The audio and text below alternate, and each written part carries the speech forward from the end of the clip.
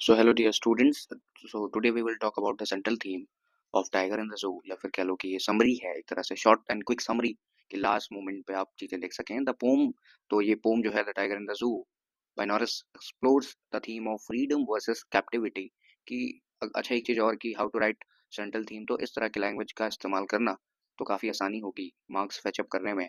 नहीं तो समरी लिख के या इजी लैंग्वेज में लिख के फिफ्थ सिक्स क्लास के बच्चों की तरह तो दिक्कत हो सकती है. इजी लैंग्वेज भी रखोगे तो गोल गोल मत घुमाना, चीजें साफ साफ लिखना.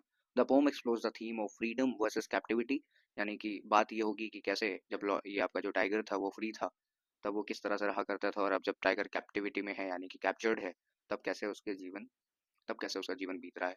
It highlights the tragic loss of identity. अब देखो, ट्रैजिक लॉस ऑफ आइडेंटिटी भी एक थीम है इस पोम का, यानी कि टाइगर का जो आइडेंटिटी है वो लॉस हो गया, यानी कि आइडेंटिटी क्राइसिस आ गया. कि टाइगर की आदत थी जंगल में घूमने की, हंट करने की, अब वो उसे ये सारी अपॉर्चुनिटीज नहीं मिलती. And purpose when the wild animal like a tiger is confined to the zoo. अब देखो, एक बड़े भारी वाइल्ड एनिमल को कन्फाइन कर दिया गया जू में, तो यहाँ पे तो दिक्कत होनी ही थी. तो ये हमारी पोइट्री इसी चीज को डील करती है through vivid imagery and contrast, यानी कि बहुत सारी विविड इमेजरी, बहुत सारी इमेजेस देखने को मिलती हैं. 5 तरह की इमेजरीज होती हैं. तो अब अगर एक से ज़्यादा इमेजरी को मिला दिया जाए तो टैक्टाइल इमेजरी बन जाती है. ये सारी बातें मैं क्लास में डिस्कस कर चुका था वैसे भी, बट अभी यहाँ पे it is a new video so we are discussing it. Through vivid imagery and contrast the poet poetess, यानी कि हमारे जो पोएट हैं वो कॉन्ट्रास्ट करते हैं टाइगर की अच्छी सिचुएशन, टाइगर की खराब सिचुएशन को कंपेयर करते हुए कॉन्ट्रास्ट लेके आते हैं. और ये पोएट पोर्ट्रेस करते हैं द टाइगर्स नेचुरल इंस्टिंक्ट्स, यानी कि हमारे टाइगर के नेचुरल इंस्टिंक्ट पे बात करते हैं. नेचुरल इंस्टिंक्ट यानी कि टाइगर कैसे पहले रहा करता था और अब कैसे रह रहा है. और जैसे हमारी जो बायोलॉजिकल क्लॉक होती है उसी तरह से टाइगर का भी बायोलॉजिकल क्लॉक है जो कि अब डिस्टर्ब हो गया है. Strength and beauty which are stifled in a cage, यानी कि अब टाइगर का जो स्ट्रेंथ है, टाइगर का जो ब्यूटी है, टाइगर का जो डेली रूटीन है, अब वो बांध दिया गया है केज में.